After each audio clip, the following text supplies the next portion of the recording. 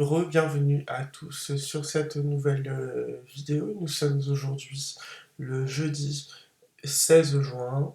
Nous avons eu hier la décision de la Fed pour les, les taux et également la guidance pour les mois et les trimestres et les semestres à venir, en tout cas en termes d'anticipation, combat contre l'inflation, ce genre de choses. Voilà, enfin bref. Donc cette vidéo fait suite à la précédente que j'ai fait le week-end dernier avec justement cette échéance du FOMC de cette semaine. Et puis là, en fait, on rentre vraiment dans le dur. Donc j'avais un scénario de rebond technique sur support intermédiaire qui s'est pas fait. On a juste latéralisé sur le support intermédiaire. Bon, bah, c'était une belle latéralisation puisque ça a quand même permis d'avoir des rebonds à 3 ou 4 reprises, si je dis pas de bêtises, entre 500 et 900 points presque. Donc c'est quand même pas mal, mais c'est hyper fatigant puisque bah, ça reste un range en fait au final et ça casse pas par le haut, même si on aurait pu le croire. Bon, c'est pas grave. C'est pas le sujet majeur de la vidéo d'aujourd'hui. Le sujet majeur de la vidéo d'aujourd'hui, c'est l'expiration trimestrielle des 4 sorcières qui arrive ce vendredi et le fait que nous soyons actuellement dans un marché baissier, dans un crash en tout cas, le mouvement, excusez-moi, pardon, le mouvement de court terme sur ces derniers mois est clairement un mouvement baissier puisqu'on ne fait que baisser depuis le mois de janvier. Voilà. Et donc, ce que je voudrais voir en fait avec vous pour pouvoir déterminer au moins la direction pour les 6 prochains mois, c'est cette unité mensuelle en fait sur tous les indices qui est en phase de contraction en phase 4 ici. Donc ça veut dire que la grosse impulsion, bah, tout simplement qu'on a eue depuis mars 2020 est bel et bien terminée, que nous avons bel et bien corrigé cette grosse impulsion avec le retour sur M20 et même en fait sur la bolle basse mois. Et ce qu'on veut savoir maintenant, c'est est-ce qu'on va encore retracer plus ou pas. C'est tout ce qu'on veut savoir. Alors moi, ce que je dirais pour commencer, euh, c'est que tous les indices en fait sont plus ou moins sur leur niveau pré-Covid actuellement. Et ces niveaux pré-Covid, ils correspondent à des clauses moins 20 périodes, mois légèrement au-dessus. Par exemple, ce mois-ci, c'est le cas pour le Nasdaq Composite. C'est aussi le cas pour le CAC. On voit que lui, il est au-dessus de la clause moins 20 période du mois prochain. Euh, le CAC 40 GR, c'est pareil. Le DAX, lui, il est en dessous, mais toujours au-dessus de la bolle basse, de la bolle basse mois, et le mois n'est pas fini au niveau de la clôture. Le Dow Jones, il est encore au-dessus de celle du mois suivant, tout comme il est au-dessus de la bolle basse. Et le S&P, c'est pareil, au-dessus de celle du mois suivant et au-dessus de celle de la bolle basse. Qu'est-ce que ça veut dire tout simplement. Ça, en fait, les clauses moins 20 périodes, là, les traits verts, c'est ce qui détermine si on est au-dessus de ces clôtures, que M20 soit haussière, si on est sous ces clôtures, que M20 devienne baissière. Alors, moi, ce que je trouve super intéressant, c'est que cet arbitrage se fait sur une unité de temps mensuelle. Donc, il faut bien comprendre qu'un mouvement qui se met en place en mensuel, il ne va pas s'arrêter comme ça du jour au lendemain, quoi. Si vous avez ne serait-ce que 3 mois qui passent, bah, vous avez déjà 90 jours en fait, tout simplement, de tendance. Donc un trimestre et 6 mois, enfin voilà. Il n'y a qu'à le voir là, janvier, ça fait déjà 6 mois hein, qu'on est dans ce mouvement baissier. Voilà. Donc si jamais il y avait un arbitrage, et c'est là où je veux en venir en fait, négatif, ou avec une clôture ou en tout cas ces clôtures moins 20 périodes mensuelles qui montent dans le temps. Là, on est dans un escalier défavorable. Si jamais les prix venaient à passer, sans même parler durablement, mais venaient franchir à la baisse ces clôtures moins 20 périodes, il faudrait acter que M20 deviendrait baissière, en fait, tout simplement. Et une M20 en mensuel, voilà, c'est quelque chose. C'est-à-dire que, on le voit, hein, c'est une M20, ça se retourne pas comme ça, c'est un moyen mobile à 20 périodes. Donc c'est un peu plus long. Voilà, là je remonte comme ça, par exemple ici, bah, boum, on a eu un arbitrage, et ça c'était en 2008-2009. Vous voyez, la M20, là, elle est descendue, hop, hop, hop, hop, hop, hop, hop, et puis ça a duré un certain nombre de temps, et entre-temps, on a fait un peu plus de quasiment 50% de baisse. Donc cette M20 là, cette inflexion de M20, vous voyez que ça dure, et puis après ça remonte. Quand ça remonte, ça fait pas semblant. Euh, donc je trouve que c'est très important parce que cette M20, elle donne la tendance à moyen terme en fait, tout simplement. On va pas, euh, on va pas, parce que je vous le remontre encore, mais là, si on casse les jacks ici, ce qu'on appelle les clauses moins 20 périodes, moi, avec l'escalier qui monte, c'est négatif. C'est hyper négatif.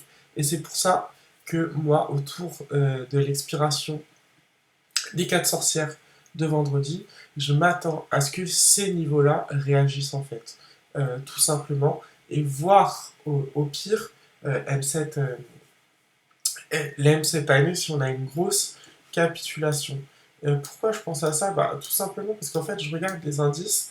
Là, je me suis mis sur euh, la journée du vendredi 20 mars 2020. Le vendredi 20 mars 2020, ça, là, vous avez le crash Covid ici. Et le vendredi 20 mars 2020, c'était l'expiration trimestrielle, l'expiration trimestrielle sur indice. Donc, une journée des 4 sorcières. Voilà. Donc là, vous avez eu la baisse ce jour-là. Et le lundi qui a suivi, en fait, cette expiration, vous avez eu un gap baissier, tout simplement. Et sur ce gap baissier, vous êtes allé rechercher un support. Donc pour le S&P, le support recherché, ça a été le ODI la clause moins cette période semestre. Elle a été testée. On n'en a pas voulu. On n'en a tellement pas voulu. En fait, on a eu la confirmation que la M7 semestre qui avait été cassée restait haussière. Et à partir de ce moment-là, avec sur une nouvelle échéance après les 4 sorcières, au contact d'un support, on a démarré un nouveau cycle haussier là. Donc voilà, un gap baissier, gap d'essoufflement, on repart, vous faites le point bas sur le support et le tout autour d'une expiration euh, trimestrielle. Donc ça a été le cas pour le S&P, ça a aussi été le cas pour le CAC 40. Alors le CAC 40, c'est pas le CAC 40 en lui-même qui l'a fait, c'est le CAC 40 GR, donc avec les dividendes réinvestis. Lui, il a testé, pareil, une clôture. Donc après avoir cassé M cette année, il est venu tester la clôture moins cette période année. Donc toujours, hein, pareil, hein, expiration là, ici, hein, des, euh, enfin, les journées 4 sorcières, vendredi 20 mars, vous ouvrez avec un gap baissier le lundi, vous faites le support, lui, il avait déjà été testé au préalable, en tout cas, on avait déjà cette confirmation autour de l'échéance des 4 sorcières, que M7 année, sur le CAC 40 GR, était censé rester haussière au test du support. Donc, pour tous les indices, ça s'est fait comme ça. Le Dow Jones, c'est pareil. Vous avez eu pareil, voilà, échéance 4 sorcières vendredi 20 mars. On finit au plus bas. Le lundi suivant, on ouvre avec un gap baissier. Et on se récupère sur M20 semestre. Pour le Nasdaq 100, c'est aussi c'est la même chose. Vous avez eu M7 année avec le gap baissier, là, le lundi 23 mars, un support. Donc, moi, ce qui m'intéresse, c'est vraiment cette configuration actuellement, donc, où on voit bien en fait que autour de l'expiration trimestrielle, on est très très proche des supports et dans une baisse en fait actuellement. Voilà. je me remets ici, on le voit en fait, hein. Vous avez cette baisse là, boum, on revient, et là on arrive proche du support avec la clause moins 20 période mois de ce mois-ci, après avoir cassé la vol basse mois. Enfin, il y a du support, il y a du support partout, quoi. Là, pareil, hier, on a cassé le Audi de la période, et puis on est remonté au-dessus pour le, pour, pour le moment. Donc, dans cet environnement-là, je ne serais pas étonné que on ait à un moment donné une journée de capitulation sur, sur les supports.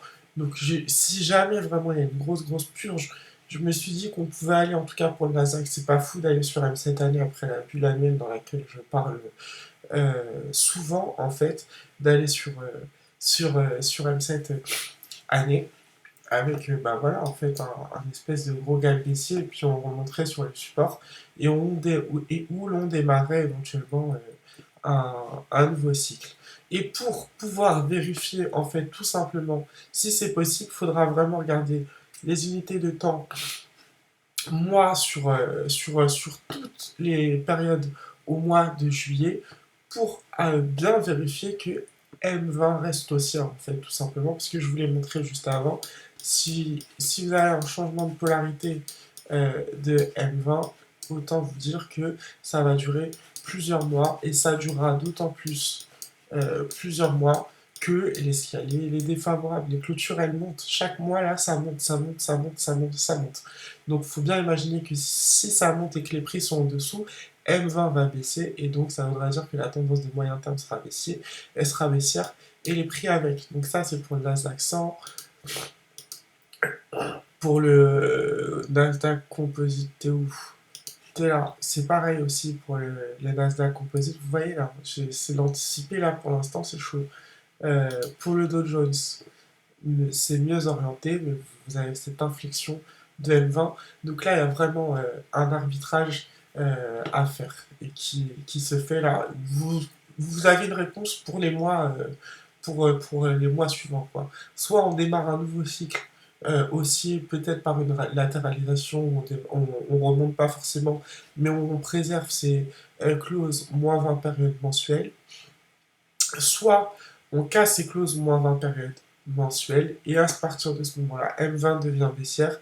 C'est comme ça partout, hein. C'est surtout les indices. Voilà, donc le niveau d'arbitrage, il est clairement là. Vous avez un changement de période, trimestre, semestre. Vous avez une nouvelle expiration, des nouveaux contrats qui démarrent. Donc à partir de ce moment-là, le niveau d'arbitrage est là. Vous voyez, vous le verrez forcément ici en mensuel, soit en remonte ou soit en continu. Si jamais en remonte, moi je vous le dis clairement, et c'est ce que je privilégie, je vois un faux croisement aussi en fait. Donc un faux croisement aussi, il faudrait quand même qu'on remonte assez vite pour rattraper les prochaines clôtures. Mais c'est là aussi où, si vous voyez que les prix remontent sur les niveaux de polarité, moi je me dirais tout de suite, bon bah c'est bon, on démarre un nouveau cycle. Il y a de fortes chances de faire un faux croisement haussier, et déjà de remonter sur les plus hauts, et puis après un faux croisement haussier, ça peut durer assez longtemps, donc, et faire des plus hauts. Donc pourquoi pas déjà remonter sur les plus hauts d'ici la fin de l'année, en fait. C'est clairement le scénario que je price pour le moment à court équivalent, et ensuite faire des plus hauts, et tout simplement en fait. Ou alors, bah, si jamais on casse tout, on casse tout. Voilà, donc moi, l'arbitrage là de la correction actuelle, du bear market, du crash, de tout ce que vous voulez depuis le début de l'année, il se fait ici au changement de semestre.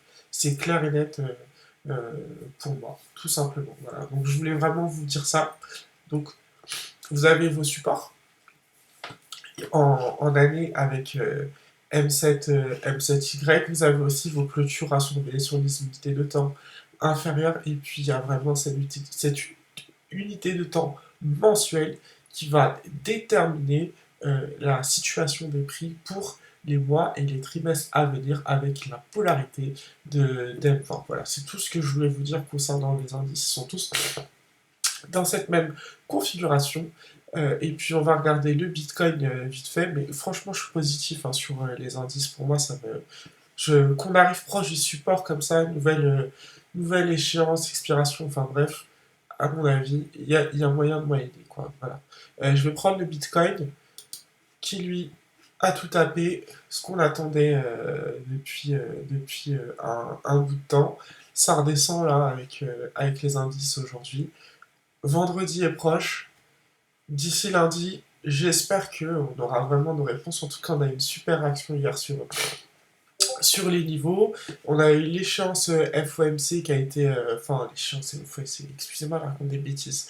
On a eu ce rendez-vous des, de la Fed, la Banque Centrale Américaine, avec leur guidance justement, qui a fait refluer dans un premier temps le Bitcoin pour refaire les plus bas matinaux et puis les remonter. Il a refait des plus hauts dans la nuit. Pour l'instant, il redescend moins que les indices américains hier. Moi, je pense vraiment que c'est une bonne zone là d'achat. En tout cas, tant que ça tient, je vais essayer de positiver ça. Parce que l'unité de temps mensuelle, encore une fois, vous voyez, lui aussi, c'est pareil. Hein, il est au-dessus de la clause moins 20 période du mois prochain. Donc là aussi, s'il passait en dessous, on aurait une 20 qui viendrait baissière. Et là, ça puerait vraiment pour le Bitcoin. Ce serait pas bon du tout à voir.